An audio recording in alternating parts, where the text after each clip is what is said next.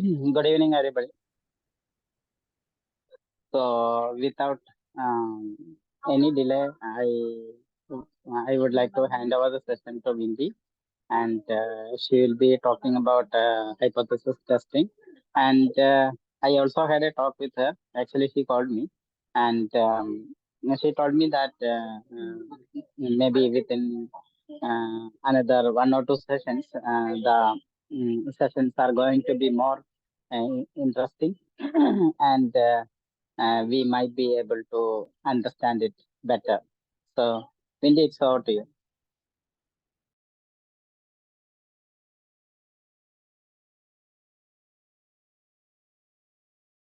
Ma'am, you are muted. Sorry. Yeah. So the difficult part is, getting the hang of, what statistics and stuff and probabilities and stuff is. But then later on, once you cross that initial hurdle, then it starts becoming interesting simply because, you can start using it effectively. So going further, today we'll do hypothesis testing. Okay. And then, hypothesis testing, of course, right now we are doing it using Z scores and stuff.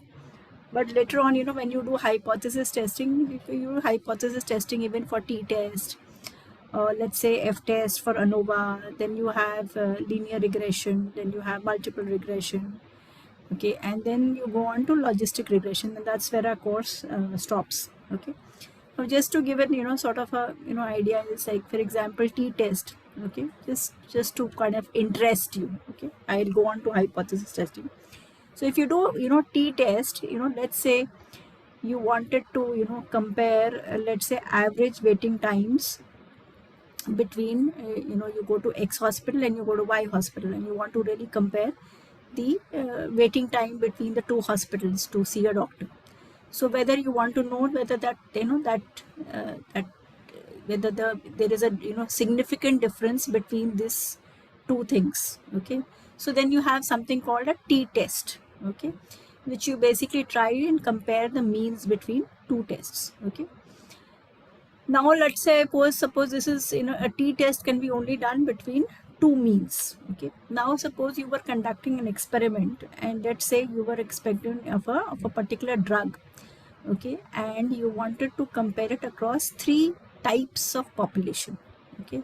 So let's say you wanted to have one course of treatment, and let's say you had the course of patients between those who had bipolar disorder, or somebody who was schizophrenic, or one baby person was suffering from depression, and you gave the same treatment to, let's say, these three categories of people, and you really wanted to see whether, in terms of their, let's say, their hospitalization time actually reduced or not, was it, difference, and you gave the same treatment to all these three people, and otherwise the background characteristics of all these three people were, three categories of people were like, were like, in terms of maybe the age, maybe the gender, maybe the socioeconomic profile, it was roughly similar. Now you wanted to compare these three populations, so that is what is called a analysis of variance, okay. So it's you have something called a one-way ANOVA, and you may also have a two-way ANOVA, where you may actually have two treatments, two lines of treatment, but the dependent variable is the same, right? So you have two independent treatments, but dependent variable may be the same. So that's something called ANOVA. Similarly, linear regression is something where you kind of, see in terms of, you have many independent variables, and you want to see what is the impact of these independent variables on the dependent variable, and you want to see which variable is significant. Now that is something called, which is called regression, okay. So linear regression means you having a single independent variable and one dependent variable, whereas in a multiple linear regression you can have many independent variables and, of course, one dependent variable. And so you have these various permutations and combinations. Logistic regression is basically, it's more in terms of taking it from the probability angle, and wherein the dependent variable is coded as 0 and 1. Okay, so the probability of something happening and the probability of something not happening. Okay, so we'll come to those things later, but and then I can actually, maybe from next class or something, I can actually run some tests for you. I can show it to you on screen, I can show it on Stata. Okay, if it's possible, I can show you on Excel also, because everybody does have Excel, so I can show you on Excel some of these tests. Wherever is possible, I can show it to you. But all of this is only possible with the background that you've already done till now. Okay, so all this stuff that we've been doing for the past 6-7 weeks or something is basically to build that foundation whereby you can attempt this. And going forward further, I will send you 1 or 2 research papers also, whereby once you sort of going through this course, right, you can actually read a research paper and you'll be able to understand what that research paper is saying, right? And then you will feel kind of confident that okay, now I can actually consume a research paper. Okay, so that is the most, let's say, significant takeaway from this particular course. Okay, so today we'll just start with sample size determination, and then we on go to hypothesis testing. Okay, so I'll just share my screen.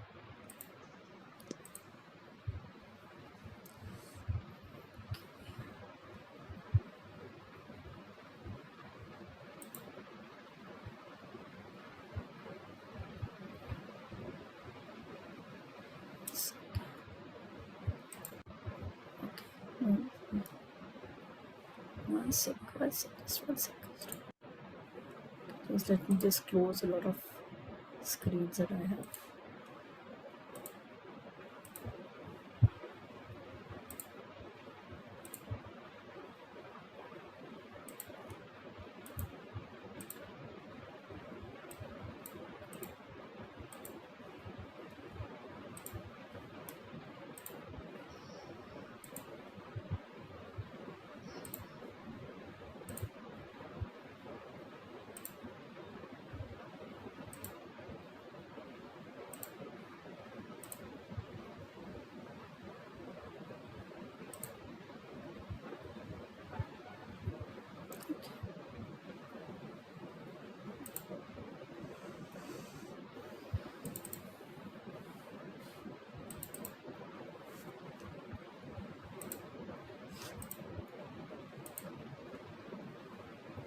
Okay, everybody can see my screen? Yes, ma'am. Yeah. So right Yes. now I'm going to go on to just sample size determination. Okay. Okay, so you remember last time, okay, we were doing something called hypothesis. We were doing confidence intervals. Okay, and the basic. Let me just look at this slide. Okay, so if you look at this particular slide, when you were doing confidence intervals, right, you were doing plus minus x bar, whatever is your mean, and you wanted to construct the lower and the upper intervals, and you were multiplying it by whatever was either the t-score or the z-score multiplied by the standard error, right? So if you can see the estimator plus minus the reliability coefficient multiplied by the standard error, right? And the reliability coefficient, okay, in this case is basically the value of z, right? So are you taking 95% confidence interval, are you taking 99% confidence interval, right? Are you taking 90% confidence interval, right? So that would depend in terms of what is the level that you want to take. Okay, so most of the time we normally end up taking a 95% confidence interval. Okay, so if I was using a z score, okay, my 95% confidence interval would be the figure would be 1.96. But if I take a t distribution, okay, and a t distribution happens typically when I don't know, I either don't, the sample size is low, okay, and I have no idea of what is the population standard deviation. Okay, so this is sometimes, of course, you can calculate it using the sample standard deviation, but generally you don't use the t distribution. If you have a sample size which is low, then generally you'll be using the t distribution. Okay. Now, if you look at this reliability quotient and standard error, okay, when you say plus minus, it is a factor of these two things. Now, if I say reliability coefficient, it's the higher the reliability coefficient. Okay, so if I take 90%, okay, then I will have something like 1.64. If I say 95%, okay, it will be something like 1.96. And if I say it is 99%, it will be something like 2.38 or something like that, right? So the higher the reliability coefficient, okay, the greater the difference between the upper and the lower. Okay, so the wider my confidence interval will become if I decide to take a higher reliability coefficient, right? Similarly, if my standard error is high, okay, if my standard error is high, even then, right, the difference between the lower and the upper ranges is going to be high. Okay, so if in effect, if I want to reduce the range of my confidence interval, okay, it would depend in terms of either adjusting my reliability coefficient or adjusting my standard error. Right now, standard deviation is what it is, but you can reduce the sample error by increasing the sample size. Okay, so here what I'm just trying to tell you is that if I want to sort of flip this and I want to find out, okay, because here I have been given a figure of under root of n. If I want to figure out that based on the standard deviation and based on the reliability coefficient, okay, what is the minimum sample size that I need? Okay, that will depend on the other two factors of the confidence interval and my standard deviation. Okay, so if I just slip this kind of difference, okay, now so what do you normally want to do, when you kind of want to have a confidence interval? The whole objective is that you don't want very high intervals, you want to have narrow intervals. Okay, now if you want to have narrow intervals, then in that case, okay, either you reduce the reliability aspect or you increase the sample size. Okay, now the width of the, as I said, the width of the confidence interval is determined by the magnitude of the quantity, that is reliability coefficient into standard error. Okay, now the total width is 2 times this, because when I say plus minus, okay, when I say plus minus, okay, it is twice the amount of reliability coefficient into standard error. Okay, so that interval I can kind of put it as, okay, that interval I can do as reliability coefficient into standard error, right? If I multiply this, okay, if I multiply this, okay, d I will take as the margin of error is reliability coefficient into standard error. Okay, so what is my d? Okay, it is, what is the z level multiplied by the standard error? This is what it was. Okay, now if I want to sort of find n, right, then if I take n on that side, then it is simply the square of z square multiplied by the standard deviation divided by d square.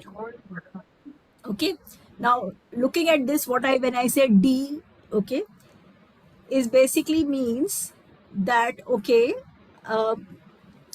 if I want to have an interval of 10 grams, okay, or if I have a total interval between my lower and my upper is, let's say, 10, then my d is 5, because total interval between lower and upper is obviously 10, but because it is plus minus 5, so therefore my d is equal to 5. Okay. So if I want to find out what is my sample size, I will simply say in this example, right? If I look at this particular example, let us assume that a nutritionist would like an interval about 10 grams, okay, which means that between the upper and the lower, it is 10 grams. So therefore, it is 5 grams of the population mean in either direction, plus 5 and minus 5. And the margin of error in this case, which is called D, is basically 5, okay.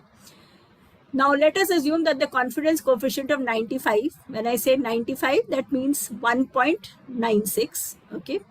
And from past experience, the nutritionist feels that the population standard deviation is probably about 20 grams, okay. So you have calculated the standard deviation. So I know Z is 1.96. I know my standard deviation is 20 and I know D is 5, right? Now what is the sample size and in that case that I need? It will be obviously 1.96 whole square into square of the standard deviation divided by the square of the margin of error, and where my margin of error is what? 5 in this case. It is given out here as 5. Okay. Everybody is clear with this?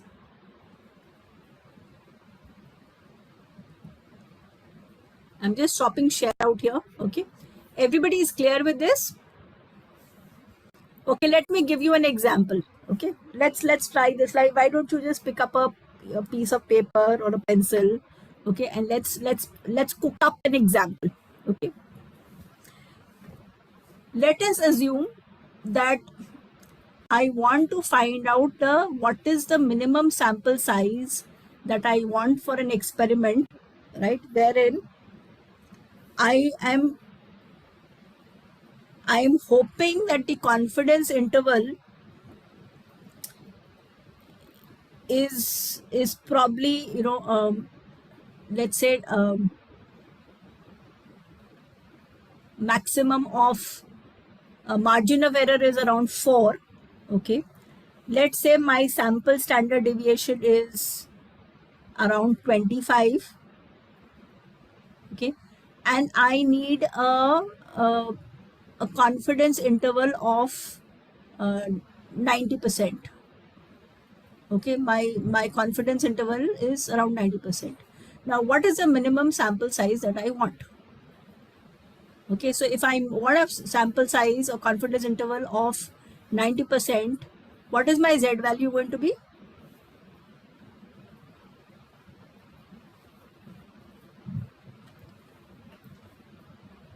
Use your Z calculator, or you can just look up in the net what is the Z value for 90%.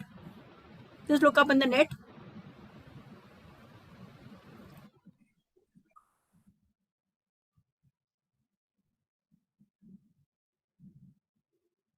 My margin or whatever D square is 4. Okay. 1.645. Yes, 1.645 is absolutely correct. Okay. So I have my margin of my D is equal to 4. 4. Okay. My Z is equal to 1.645. Okay. And my standard deviation is what? 25. 25. Okay. Now what is my sample size now? Now this is what I have that I need to calculate. Okay. So remember, even if you know the confidence interval and you know how to calculate that, you will be able to find out the sample standard deviation. Right. So I know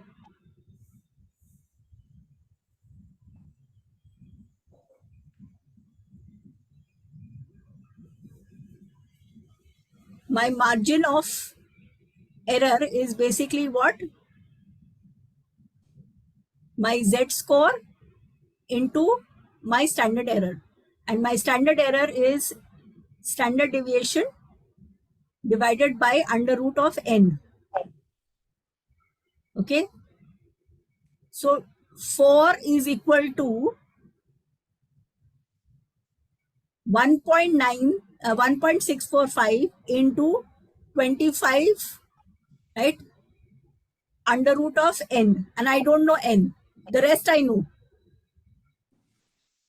Right? So it's just a matter of, adjusting stuff, and you will be able to find out the standard, the n.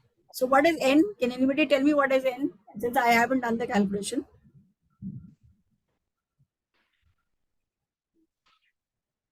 Has everybody? Ma'am, is it n is equal to z square into, is that the Okay, formula that we are using? Okay, let me just.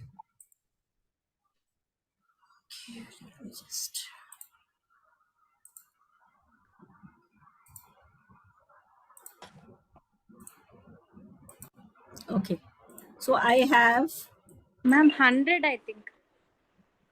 d is equal to 4, SD is equal to 25. 25, and I have Z is equal to 1.645. Okay, so I know that D is equal to 4 is equal to, right, is equal to what? 1.65, 1.645.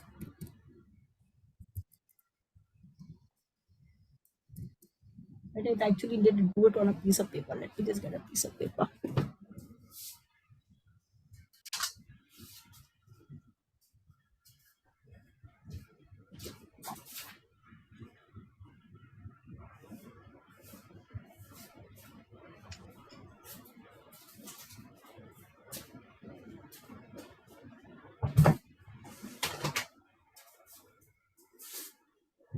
So I have 1.645 into 25 under root n is equal to 4. Okay, so this will be 4 divided by,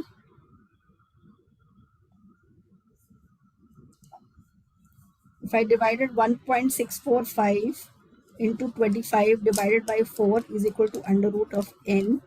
So if I had to n, it will be 1.645 whole square into 25 whole square divided by 4 whole square.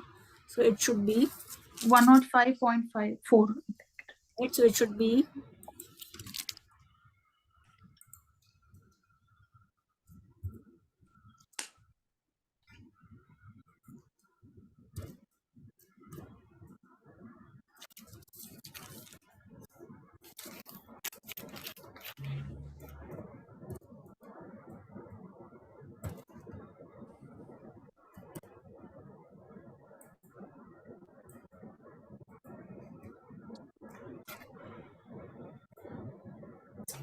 sorry.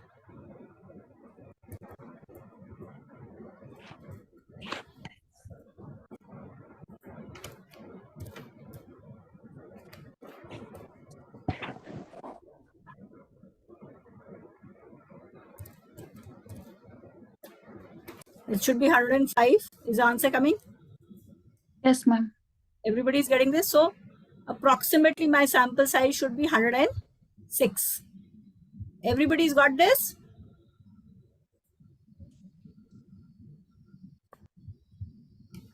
Everybody's got this? No, ma'am. Just sure. I'm not. Try it again, please. Once you try it, then you will get it. You need to try it once. I tried, ma'am. I think somewhere wrong with the calculations. Okay, Ma'am, you used the formula. Margin of error is equal to Z into so standard error only. if you multiply Z square into standard N square of standard deviation divided by square of D. D, right, you will get your answer. Okay.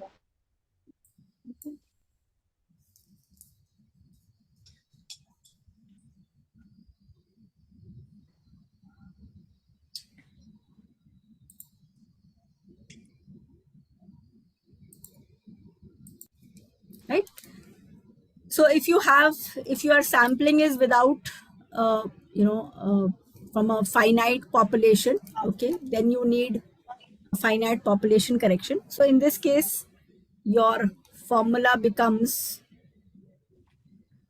slightly different, right? And I'll send you these slides, so it's okay, right? So you will basically, this is what the formula becomes, okay, because you've used a small population and there is no replacement, okay? So then you need a finite population corrector, right? And let's say you were doing something for a proportion, okay? Now if you were doing something in terms of a proportion, okay, a survey is being planned to determine what proportion of families in a certain area are medically indigent. It is believed that the proportion cannot be greater than 0.35. A 95% confidence interval is desired with D is equal to 0.05. Now, obviously, because you are looking at, you know, D is now in terms of a proportion, so it is no more as a figure. So in this case, D is 0.05. Okay. Now in this case, right, earlier what you had done was you had done Z square into multiplied by the square of the standard deviation. Okay. And then you are divided by the square of D square. In this case, because it is a proportion, okay, so therefore you have multiplied by P and Q. P is a proportion of something happening and Q is 1 minus P. Okay. So therefore, once you have looked at this, so there is 1.96 is your 95% interval. 0.35 is P and Q is obviously 1 minus P, that is 0.65. Okay. So you get a sample size of around 350. Everybody is good with this? Ma'am, can you please Yes, ma'am. explain why using this formula again? What's the difference between the first example and this one? The first example, you were doing an actual difference. Okay. Okay. In this case, you are doing proportions. Okay. Okay. In this case, you are doing proportions, and therefore that is why the difference. There, D was looking at, it was like 4 or 5 or 6 or 7. Here, you are looking at D as a proportion. Okay. So if you are looking at proportions, there is a slight change in the formula.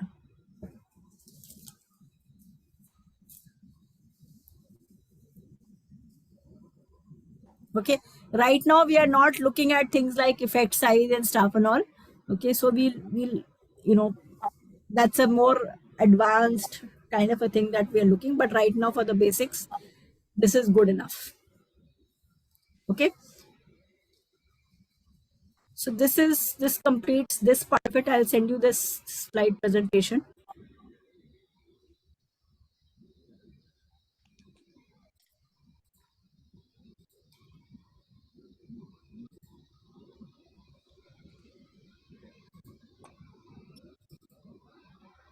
Now I'm coming down to hypothesis testing.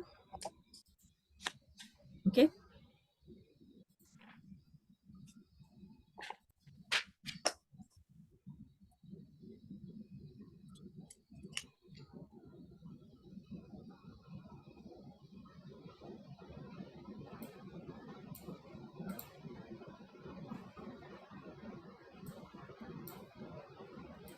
Can you all see my screen? Everybody can see my screen? Yes, yes. Okay. Now, basically, hypothesis testing is that you want to know whether or not there is a difference between the means of two or more groups or samples. Okay. Now, I mean, there are so many ways that you can use this. Okay. You want to let's say compare the sense of well-being between patients who are given palliative care in two different facilities. Okay, you can look at pain scores, total pain scores there, or sense of well-being. You can look at quality of life, and again in two different palliative care settings. You can compare the difference in treatment between in terms of a particular parameter. Okay, again between two different things. So let's say, just take a very simple example, is that there were a group of, two sets of people who came for a weight loss program, and one person, you gave them, only exercise, and one person you gave them, some diet control as well as, some moderate exercise. Okay, and you basically wanted to see whether, that whether the difference between the two means is significant or not, right? Or you may have done some experiment in the past. Okay, you had some figures in the past, you kind of did something, now you change the course of treatment or something, and you want to see whether because of that change in policy or the change in treatment, whether earlier, you know parameters as compared to the new parameters was better or not. So you might have tried a new course of treatment, so you want to compare whether, that difference is there. So anything, can be there, right?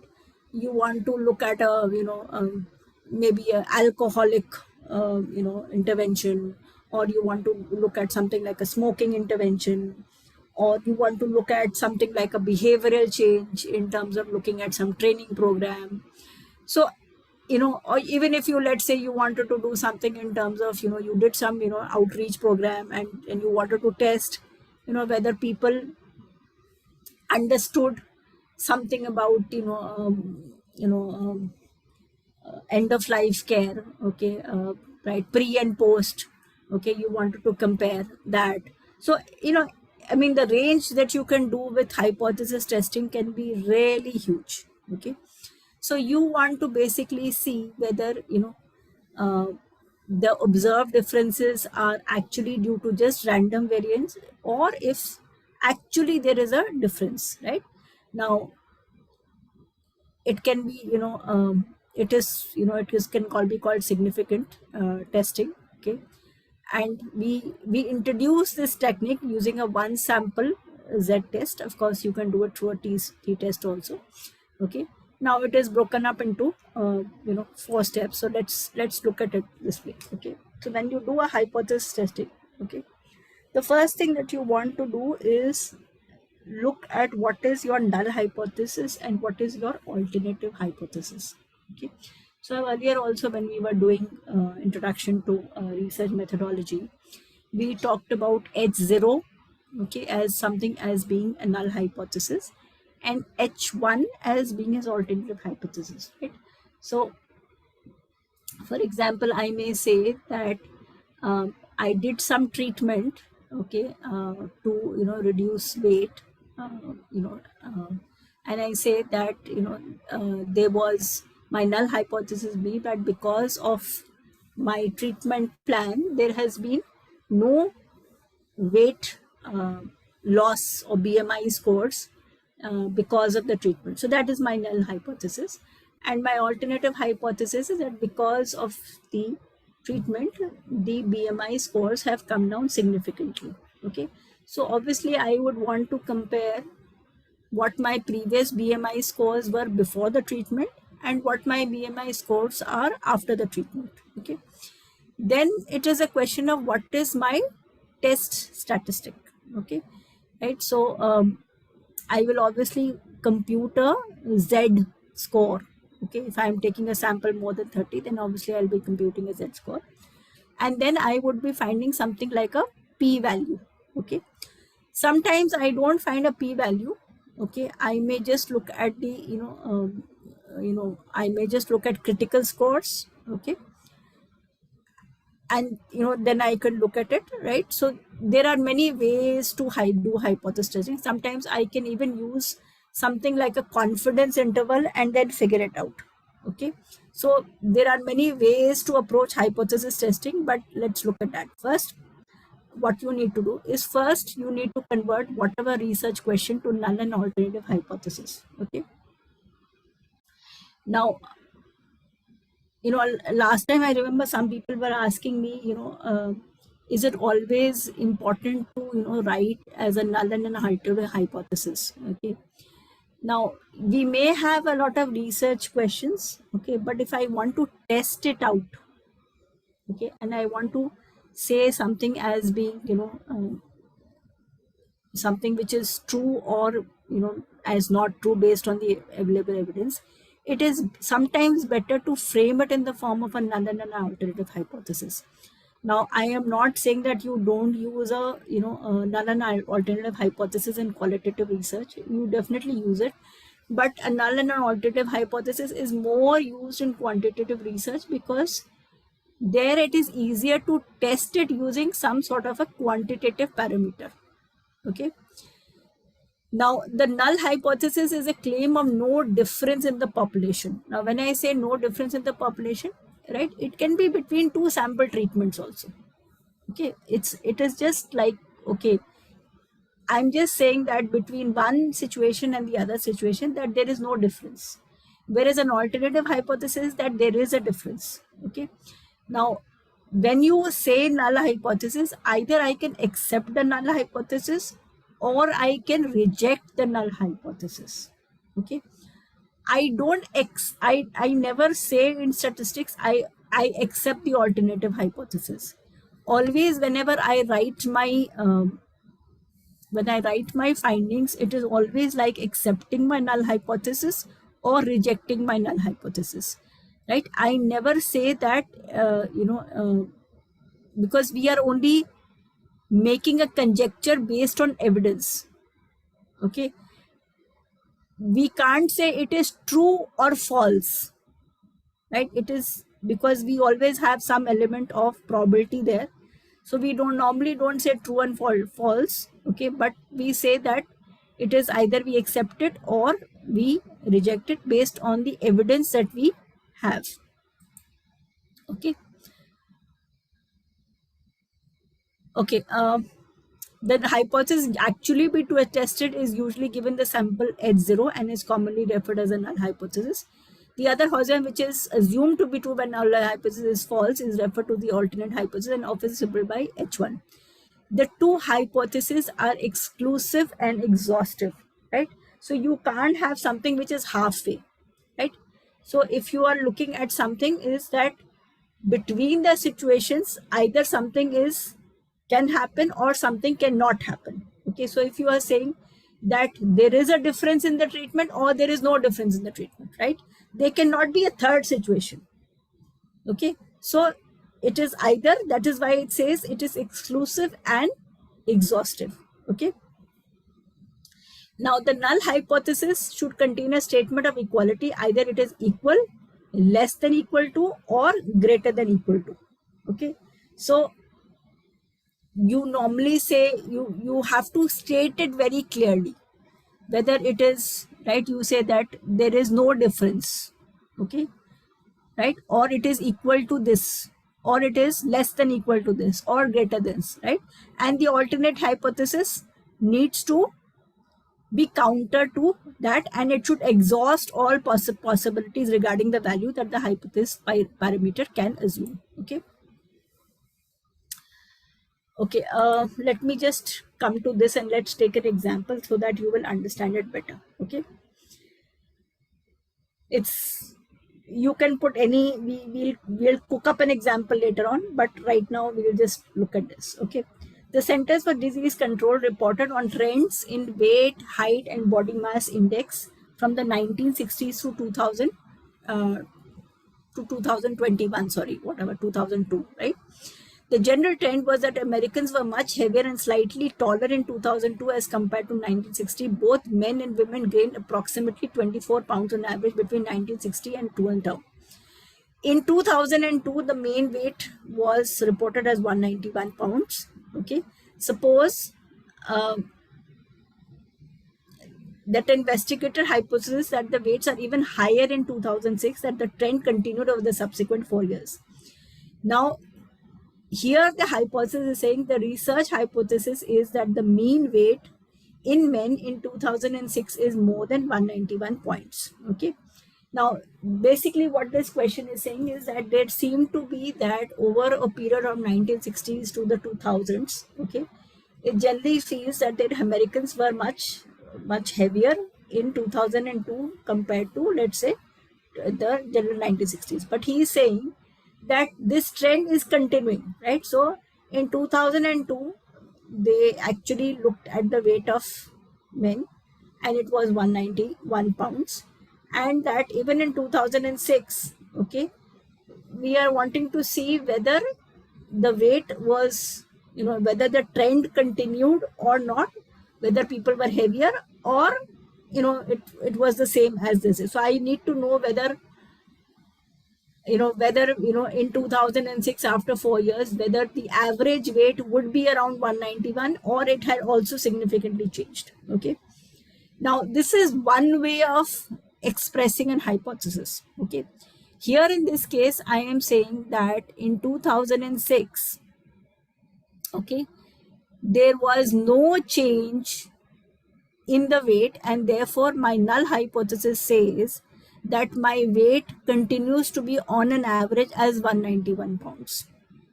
Whereas my alternative hypothesis says that in this case, my weight is more than 191 pounds. Okay. Now, this is something called a one-tailed hypothesis. It's a one unidirectional thing, is because I am assuming that it is more than 191. Okay. A two-tailed one would assume that it is not equal to 191, which means it can be more than 191, it can be less than 191. In a one-tailed hypothesis, here I am only looking at a unidirectional one, which I am saying that it is greater than 191. Okay, and this difference, this understanding needs to be very clear. Okay, so here I am saying, if you look at this, two-tailed is equal to 195, right? Sorry, it's one second. Let me just correct this slide.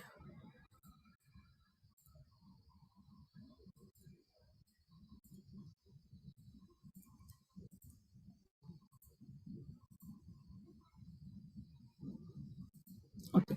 So if you look at this one, in a two-tailed one, I'm looking at both sides. That I am saying it is not equal to 191. And that 191, like my alternate hypothesis means that it can be greater than 191, it can be less than 191. Whereas in the one-tailed one, right, I am looking at either it is more than 191 or it is less than 191, whichever one I want to, look at. Okay. So in this last one example, we are looking at, because in this case, I want to kind of prove that, the trend is continuing. I have taken a one-tailed one, but I can also take a two-tailed one. Okay. Now there are three ways to go about it. One, I use critical values. Now critical values is basically my Z values. The second way is I can, when I do my hypothesis testing, is use p values to accept or reject null hypothesis. Okay. And the third is use confidence intervals to accept or reject null hypothesis. Okay. Now let's see what happens. Okay. Let's first understand this. Okay. Now when I have a confidence level of 80, okay, which means, see, the total of all this, okay, if I convert this into a percentage, the rest is what?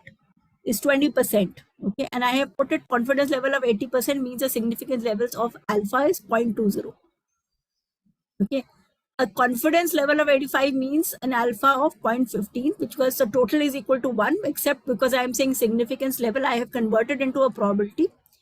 When I say 90%, 10, 95.05, and so on and so on. Okay. Now, when I take a two-tailed test, okay, when I take a two-tailed test, I am dividing this significance level into two ends of the tail. That means lower side and the upper side. Okay, which means it will be point, if I look at it significance level alpha of 0.20, it will be 0.10 in the left hand tail and 0.10 in the right hand tail. But if I am taking a one tail test, okay, I will be only looking at either the left side or the right hand side, and in both the cases, in that case, it will be 0.20 either in the right hand side of the tail or in the left hand side of the tail.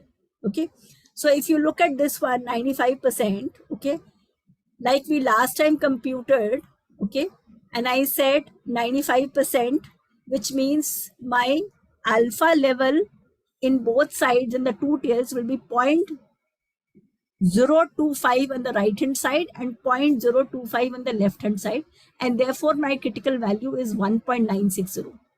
On the other hand, if I am only looking at the left hand tail or the right hand tail, it will be either 1.645 or minus 1.645. Okay.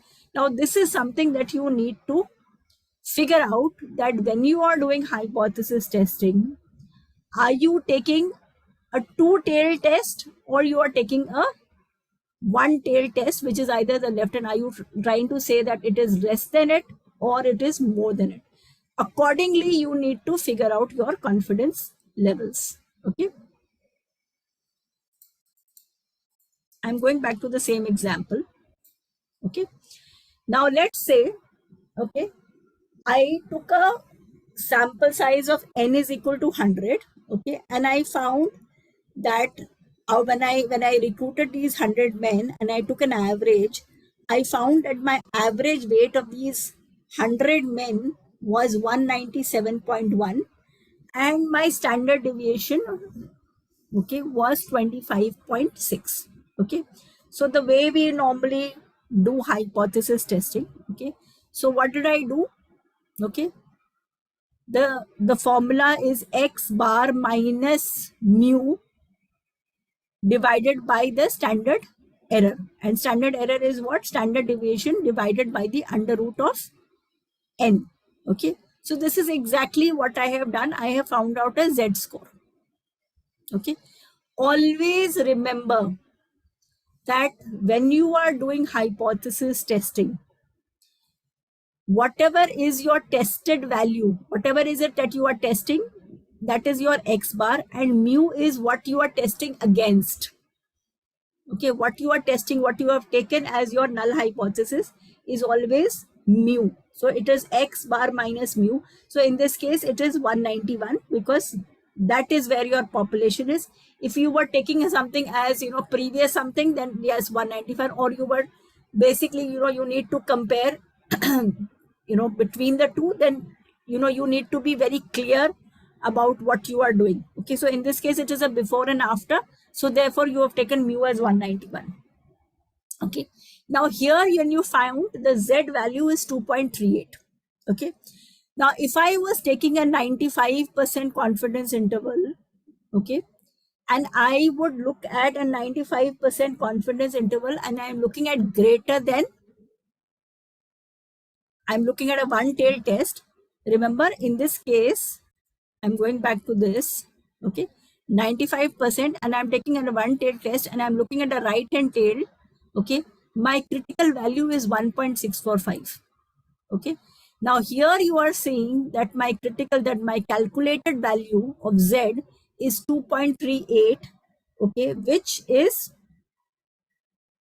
greater than the critical value, which means that my null, I will have to reject my null hypothesis because my critical value, my calculated value is greater than my critical value.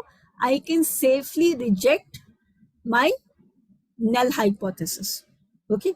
The other way I can do it is I can look at what is the, I can look at the, the probability of 2.38. Okay.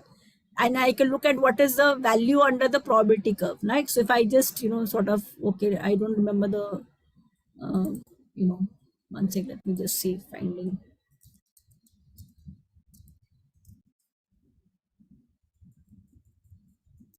Z calculator.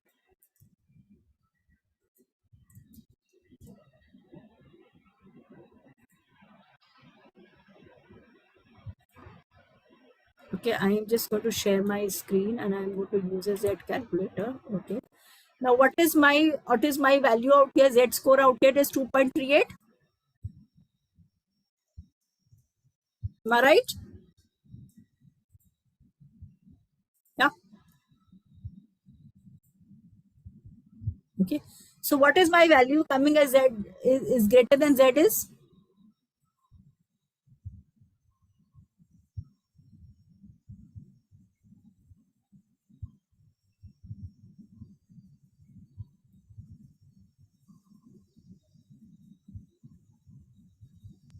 Can everybody see? Ma'am, sorry, how did we get the 2.3? Okay. Can you see my screen again? Let me share my screen again. How did I get it? Can you see 197 minus 191 divided by 25.6 under root by 100? Yes, ma'am. That is how a 2.38 will come. Why don't you calculate it and see it? Just calculate it.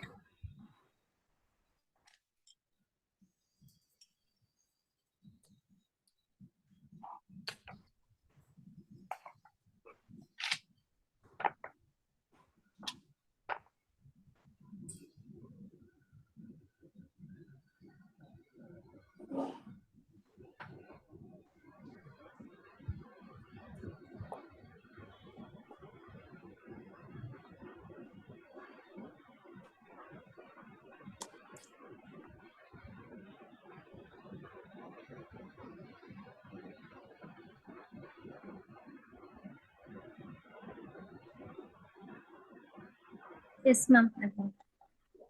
Everybody's got 2.38. Got it? Everybody? Yes, ma'am. Okay. So now I'm just going to go to my Z calculator. Okay. And I've used my Z calculator. Okay. Now what is the value that is coming? 0.99134. Can you see this? The Yes, first ma'am. one, 0.99134. Now subtract, right? Now what is this is the, when you see that particular covered area, right, what is it that you are seeing out here? Okay. My critical value is saying, it says the difference between, I have converted the difference into a Z score, and that Z score is coming as 2.38, which means that in terms of the colored area, the probability is 0.99134. Okay. So if I subtract 1 minus 0.99134, what is the value that I will get?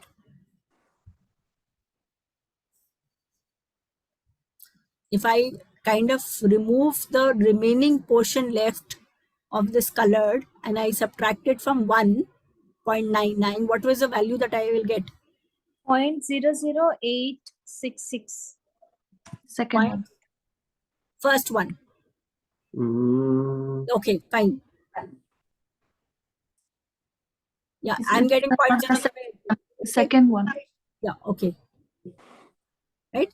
So if I am going to, one sec, I'm going to now again share my screen here. Okay, can you see my screen? Can you see in the PowerPoint presentation? Ma'am. Yes, ma'am. You can see it is coming as the same thing as 0.0087. Yes, ma'am. Okay. Now, when you want to interpret this, okay, you can interpret this that there is a less than 1% probability of observing a sample mean as large as 197.1 when the true population mean is 191. Okay. Okay. Now, let us understand it a little bit. We can always get caught in formulas and stuff. Okay, let us just understand it in a more practical fashion. Okay, let's say you get out of your home, okay, and you want to reach your office. Okay, now every day you get out of the house, okay, and let's say your office is, let's say your hospital or whatever clinic is around 15 kilometers from your residence. Okay, now at times there may be a little a little bit of rain, a little bit of traffic, but you know that maybe on a Saturday, okay, the traffic is less, it will probably take 15 minutes for you to reach. Maybe on a weekday, okay, there may be a traffic. Okay, so you will, kind of reach in, let's say, 25 minutes. Based on whatever your pattern is, that, you get out of the house at, okay, fine, if I get out of my house at this time, there is a 95%, confidence level that I will reach between 15 to 25 minutes, right? 15 minutes on a Saturday, and the rest on the weekdays, it will take me maximum 25 minutes, right? Now, this is a calculation that we all do, that, okay, there may be a 5% element of doubt, but 95% of the time, I am going to reach my office within 25 minutes on a weekday. Now, does this sound kind of realistic to you? I'm just stopping my share for a second, okay, because I want to have a conversation. Does this sound realistic to you?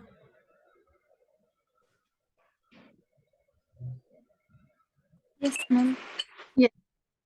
Right now, somebody who is like a little bit, doesn't want to be even one little bit late also, may want to go with a 99% confidence interval. So in that case, what happens? The range becomes larger. Gotcha. Okay, so then in that case, the range will become, so then probably the person may want to take 35 minutes. I'm just assuming, okay, because the range he wants to be like, 99% confidence that, okay, I am going to reach office. Okay, I want to be in a situation, so then that person will get out of the house 35 minutes before, right? If the office time is 10 o'clock, okay, this person who wants to be 99% sure that I want to reach office on time, okay, and there will be like nothing to disturb me, okay, and it will not be, so I want 95%, so then this person will definitely get out of at 9:25. Okay, makes sense, Yes, ma'am. right? Everybody's understood this. Now in this case, what was happening is that if I am 95% confident, okay, that my, if I am now assuming, I am now flipping the string and putting it to that weight example. If I am saying that my weight has not changed, then within 95% confidence interval, okay, it should be near about in that range where it is, within that 95% range, and that 95% range is fixed between my what, 1 plus minus 1 point, in this case, because it is one tailed, it is 1.645 multiplied by, what is my 95% confidence interval, because it's a one tail, 1.645 into, whatever is the standard deviation divided by 100, under root of 100, okay, multiplied by the standard error. Now that is the normal range where I would expect that if there was no change, okay, then my weight should have lied in that interval. If, however, if this interval crosses, if it is, beyond this interval, that means that my weight has definitely changed. Okay, so in my case, what I am doing is I can do hypothesis testing in three ways. Either I say that I took the critical value, it came out as 2.38, and it is more than my 95% confidence interval value, which is, in this case, it was a one tail, it is 1.64. I can definitely say that my null hypothesis has to be rejected. The other way of looking at it is that I am looking at 2.038, okay, and I am looking at the, probability, and I am seeing in that tailed, okay, that means there's only less than 1%. I only have less than 1% probability that this weight can be, this weight can be as, 197 if the true weight was 191, right? Because I have a range that, okay, this will be near about this, and there can be only a 1% probability that, that this 197 is equivalent to 191. Okay, there's only that 1% of actually viewing this as this is likely to happen. Okay, of having, if my true mean value, or let me rephrase it, if my true population mean is 191, then there is only a 1% probability that of observing a value of 197.8 as the weight. which means that it is highly unlikely that I will, if my true value is 191, it is highly unlikely or very low probability that you can observe a value of 197.8. Okay, so that is the second way of looking at hypothesis testing. The third way to do a hypothesis testing is to construct confidence intervals. Okay, in a confidence interval, okay,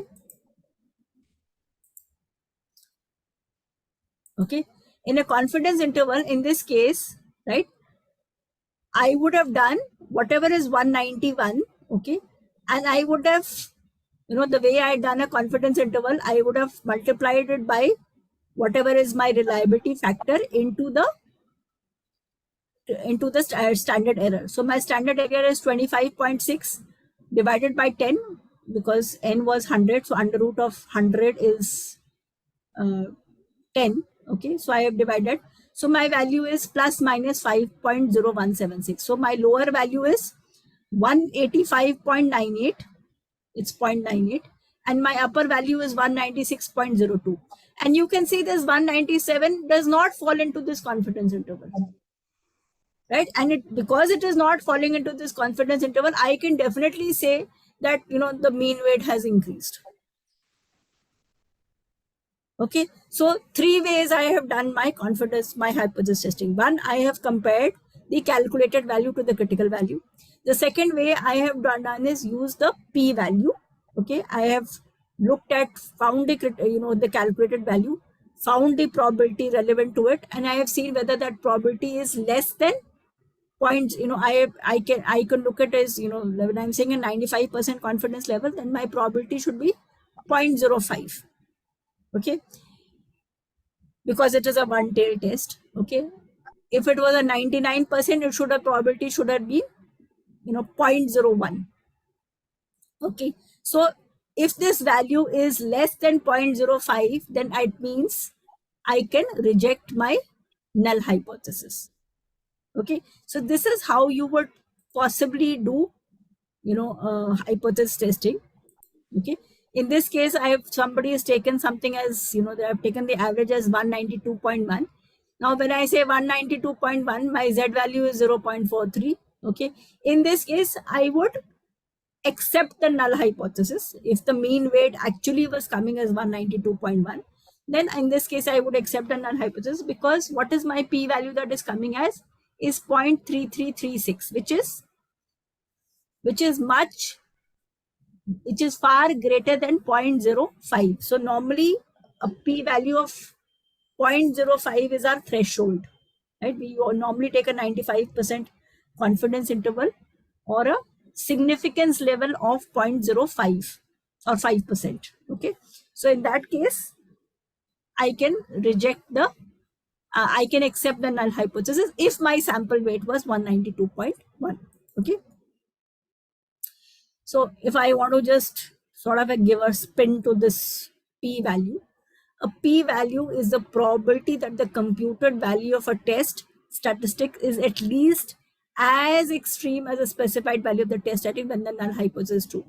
Thus, the p value is the smallest value for which we can reject a null hypothesis, right? So p value can be either, we normally take 0.10, 0.05, okay, or 0.01, 90%, 95%, and 99%. These are normally the p values that we take. Okay.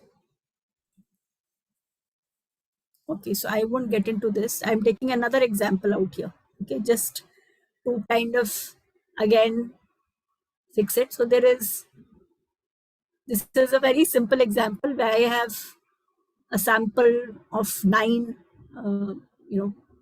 people. Okay, and these are the figures. My figure is coming as 112.8. Okay, and normally, I mean, my population would expect is that n is it's greater, whether we are saying is whether the population mean is greater than 100 or not. Okay, so these are basically these adult intelligence scores. Okay, and here my standard deviation is around 15. Okay. Now here what I am doing is null hypothesis 100 versus alternate hypothesis. In this case is either it is greater than 100, this is one-sided. It is not equal to 100, which is two-sided. Okay. Now in this case, I have done my standard error is what? Standard deviation is 15. Sample size, I'm sorry, it is 9. Okay. And so they have computed a standard error of 5.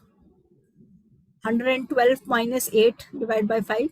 Now here in this case, my Z statistic is coming as 2.56. Okay. What is my critical value in case of a 95%? Okay. For a one-sided thing, it would be 1.64. For a two-sided, it would be 1.96. In both the cases, it is higher. Okay. Which means that I would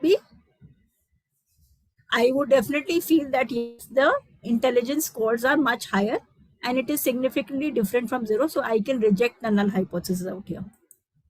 Okay. So if I'm looking at Z is equal to 2.56, okay. If I'm looking at this figure, okay, if I was doing as a one-day test, it would be 0.0052, 0.9948, okay, because my critical value is Z 0.0.50, right? But if I was taking a two-tailed test, okay, if I was saying it was not equal to 100, then in that case 2.56, I would look at both the sides, okay, and then in that case my p value would be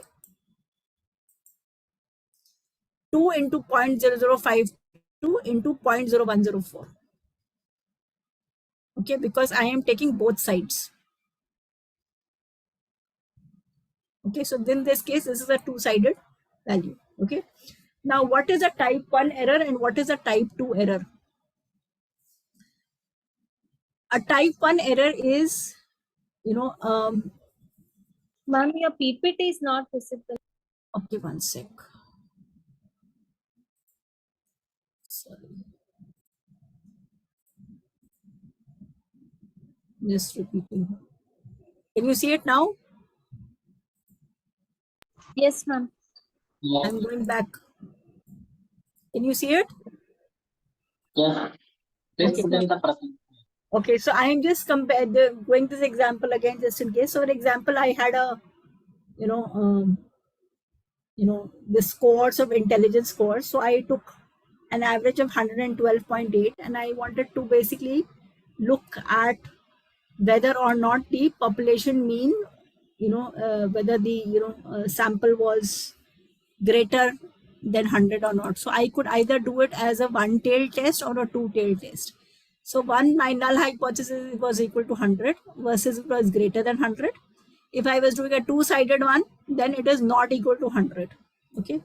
So in this case, what I have done, sample error, standard error is standard deviation was 15 divided by under root of n, 5. Okay. My Z score was 112, sample statistic mean was 112.8 minus 100. So my calculated value is 2.56. Okay. So one way of, simply going is that calculated value is more than 1.96. Okay. It's a two-sided one. If I was looking at one-sided, it would have been 95%, it would have been 1.645. In both cases, my, calculated value is more than my critical value, and so I can absolutely reject the null hypothesis.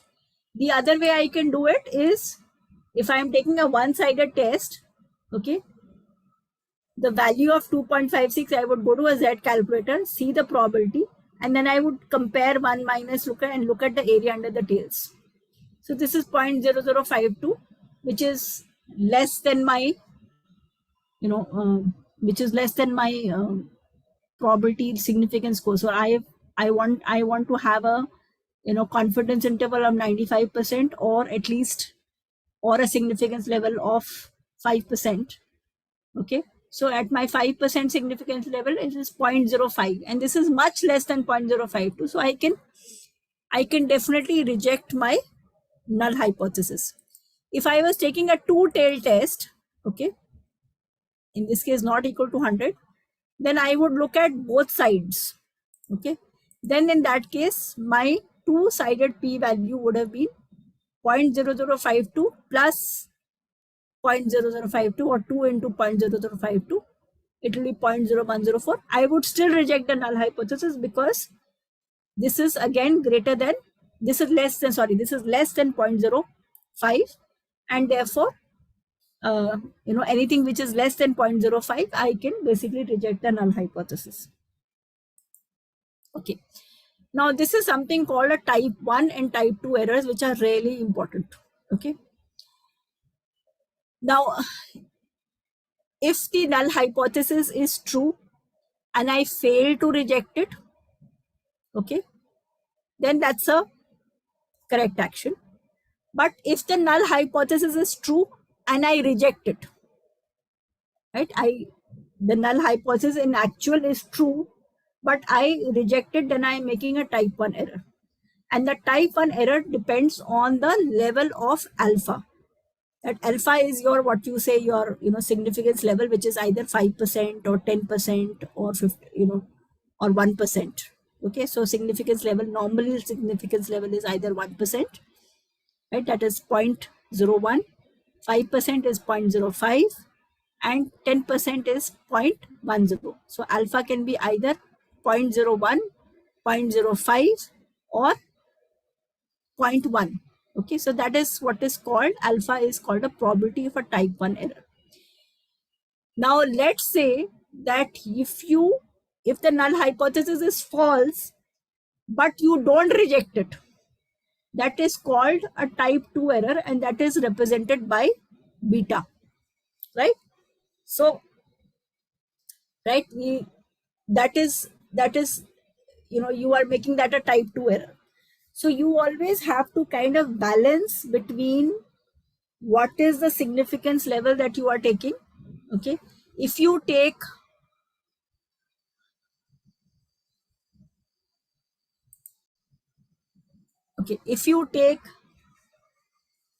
something like something like a 90% confidence interval or a 10%, okay, now what happens in that case is that your confidence interval is going to be, the range is going to be lower. You're only 90% sure. Okay, in this case you are giving a 10% probability that your estimate is going to be wrong, right? You can be 10%, can make a 10% mistake, that you may end up rejecting a null hypothesis when it is true. When you are doing something at a 95% confidence interval, then you making a 5% probability, there is a 5% probability that you will reject the null hypothesis when it is true. If you say something like a 99% confidence interval, then there is a 1% probability that you will reject the null hypothesis when it is a true. Okay, now, which is so far so good. You'll obviously say that I should be very confident about doing something absolutely correct, and you will say that okay, I should take a 99% confidence interval, right? I should only take I should not have the situation where I would take an alternative viewpoint. Okay, I want to exhaust all possible ranges, and I want to only take an alternative when I'm absolutely sure, and I take a as wide as confidence interval. Okay, in that case you have to balance out the cost of making a type 2 error. Okay, now a type 2 error is when you accept a null hypothesis when it is actually false. Okay, You say that, okay, this, person is not going to die, okay, when this person will actually die, right? You make a mistake, right? You assume on the scores that this person is not likely to die. Okay, now that can be very dangerous.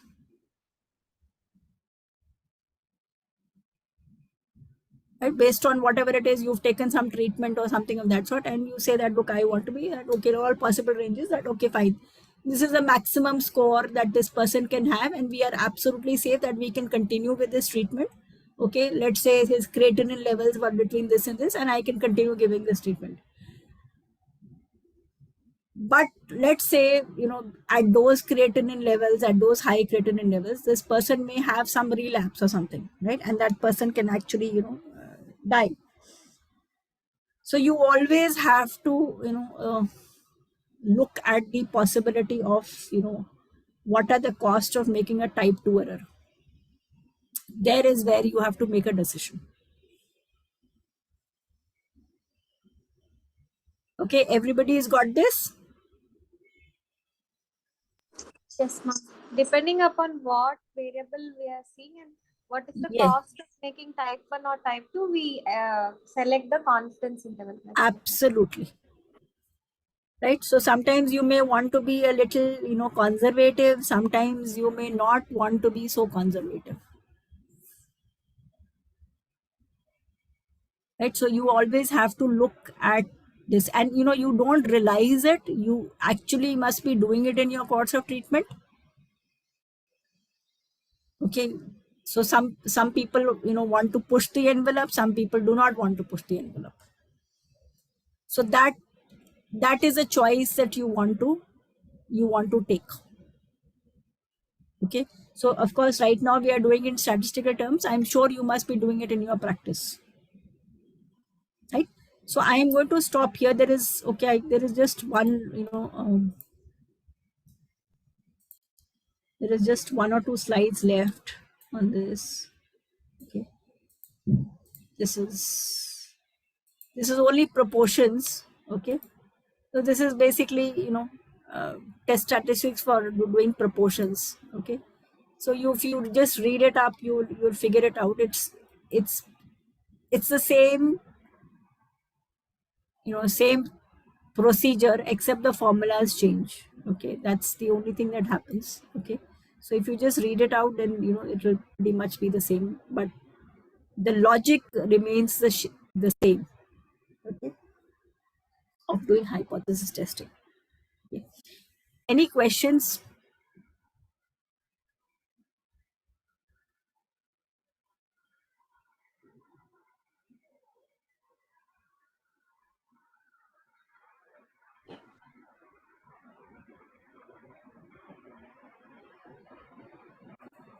Yeah, any questions?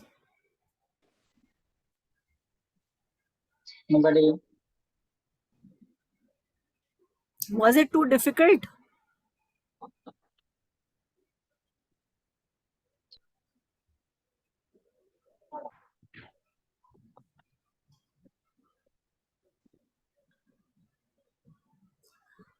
So next time I'm going to send you both these presentations. Okay, in fact I'm going to just check them and send them right away right now, only otherwise I forget.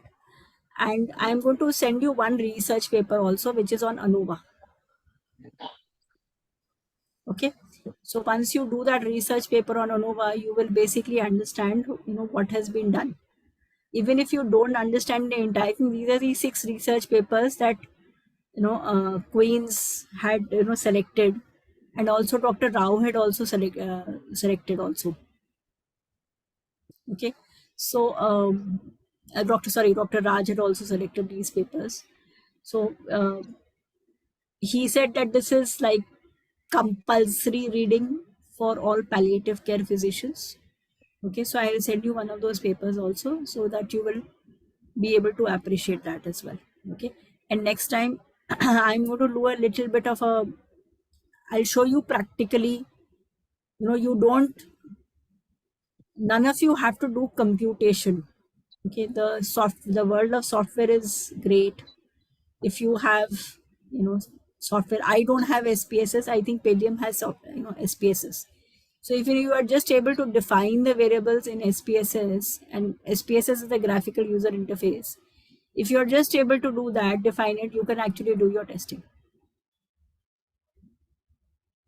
It's Shripriya, what do you have software in Palladium? I'm unsure about this one, sir. Yeah, I think we have SPSS. I'm sure you have SPSS, because earlier, it used to be far more convenient for people to have SPSS. Right? Doctors tend to use SAS, okay, but SPSS is like simpler. We guys, because we are statisticians, we tend to use data, so we do have to write a bit of a code and stuff.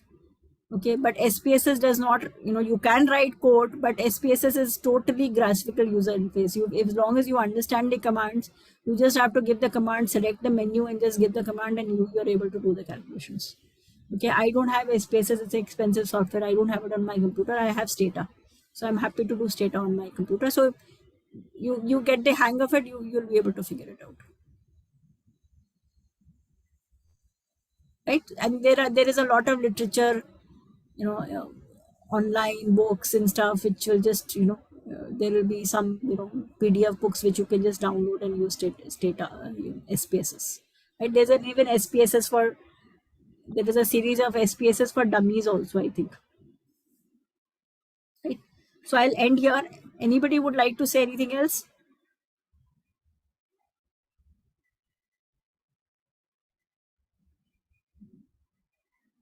Everybody is gone to sleep. Everybody is gone to sleep. No, all are there, but All are there, but everybody is gone to sleep. No, ma'am, we are there, but no questions. But no question. The questions Ma'am, can be like, yeah. is there any software that is like free access, but like we like our organization, we don't have any statistical. See, you can use R. Okay. R is there, but there is a learning curve for R. Okay, so I had learned R, but I don't tend to use R, so I forget it. There is a learning curve for R. It's not as if you have to pay. You can do R also. Okay, so that's not a problem. You can definitely consider R. Okay, I think there is a. Let me just 1 second. I'll just check. There is a graphical user for R also, which let me just check.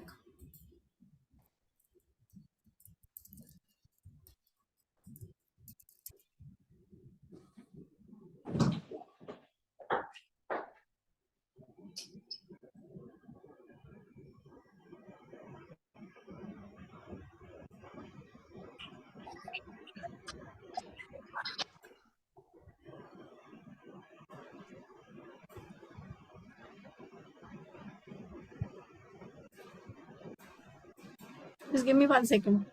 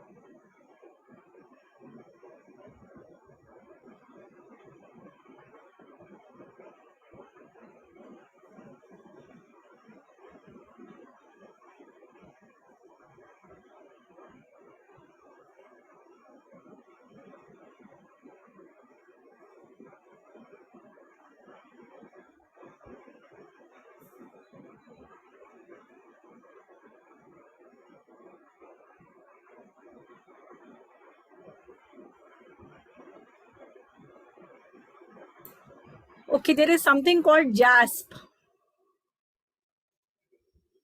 Okay, ma'am. Okay, I think you can Um, let me just one sec. Let me just go ahead.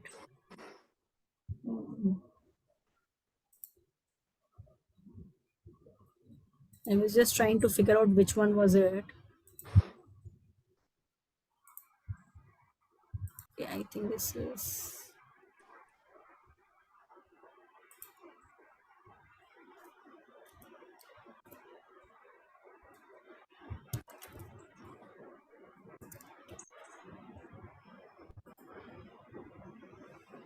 Okay. So this is JASP. It's a free software. Okay. It's an open source project. Okay. And let's just download this. Why don't you just everybody download it?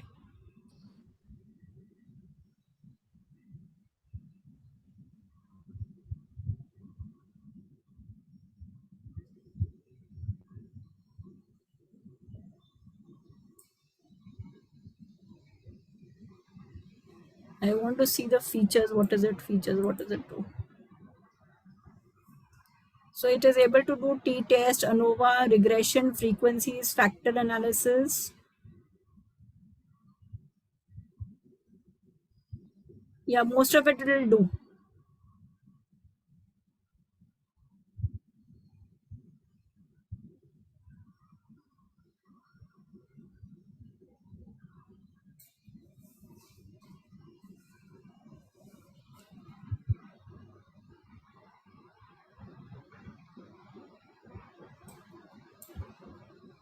I'm not downloading it.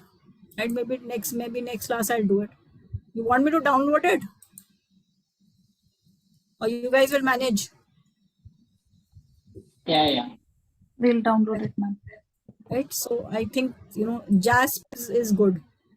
I think if you do JASP, I think you will be able to figure it out. At least the basics you will be able to do. Right? The rest, of course, try and test whatever it is. Thank you so much. Okay. Okay. Good night, everybody. Thank you, Vinti. Okay. Thank you, Dr. Vicky. See you in the next session. Till then, take care. Okay. Bye. Thank you, everyone, for joining. Till the time we meet again, this is Sri Priya along Dr. Vinti and Dr. Sunil Kumar signing off. Till we meet again, take care. Bye-bye. Bye.